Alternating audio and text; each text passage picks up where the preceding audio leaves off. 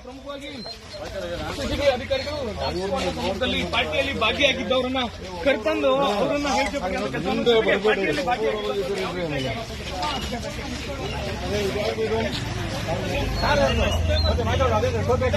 ಇದೆಯಾ ಅದು ತಾರ್ದು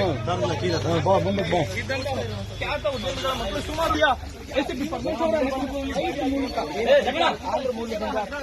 ಆಯೋಜಕರು ಫ್ಲೈಟ್ ಮೂಲಕ ಜನರನ್ನ ಕರೆಸಿ ಒಂದು ಪಾರ್ಟಿಯಲ್ಲಿ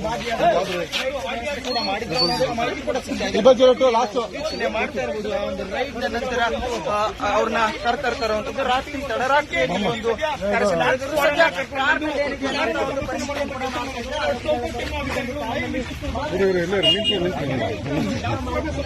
ನಮ್ಮವ್ರು ಮಾಡ್ಕೊಡ್ರಪ್ಪ ನಮ್ಮವರು